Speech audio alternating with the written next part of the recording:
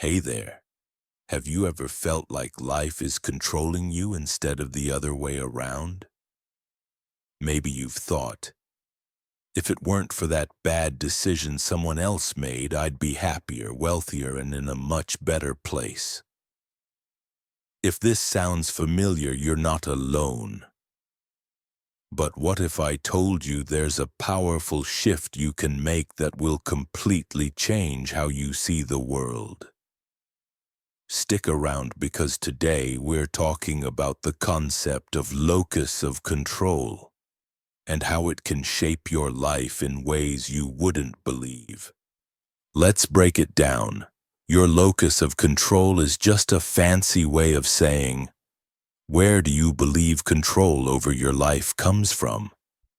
Do you ever feel like you're not the one calling the shots?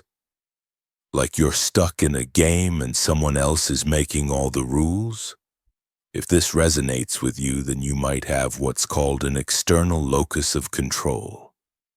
This means you believe your life is mostly out of your hands. You think that luck, fate, or other people's decisions are what shape your life. Sounds like a tough spot to be in, right? Here's the thing.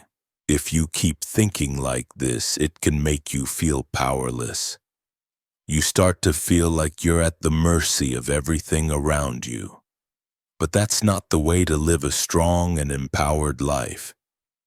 Now here's the good news. You can change this. There's another way of thinking called an internal locus of control. This means you believe you're the one in charge of your life. You believe you can make things happen. If you take responsibility for your actions, you're not a victim anymore.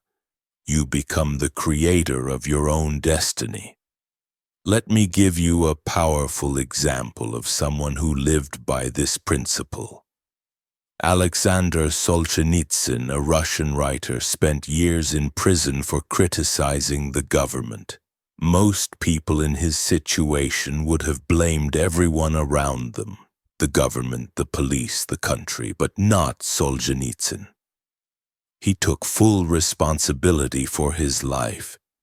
He believed that no matter where you are, you can always find something in your past that led you to this point.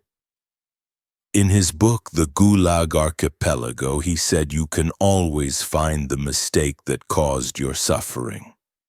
This was a radical idea, and not everyone agreed with him. But for those who did, it gave them the power to stop blaming others and start taking charge of their lives. Solzhenitsyn didn't play the victim. Even though he could have easily blamed the government for his situation, he didn't. And what happened? He didn't just survive prison, he grew. He even said, "Bless you, prison, for having been in my life." Because he took responsibility for his fate, he found wisdom in the hardest of times, and guess what? After surviving the harshest conditions, he went on to become a Nobel Prize-winning author. All of this happened because he took control of his life instead of blaming others. But imagine if he had kept an external locus of control. If he had blamed everyone else for his struggles, he would have never grown as a person, and he might not have been the writer we know today. He gained insight from his experiences, and that insight is what made him one of the greatest literary figures in history. So, what's the takeaway here? You have the power to choose. Will you take responsibility for your life and adopt an internal locus of control? Or will you let circumstances and other people control your destiny? If you want to take control of your life and start making powerful changes, hit that subscribe button and join the MMT community. I've got more content coming your way that'll help you become the best version of yourself. Remember, your destiny is in your hands. Take control today.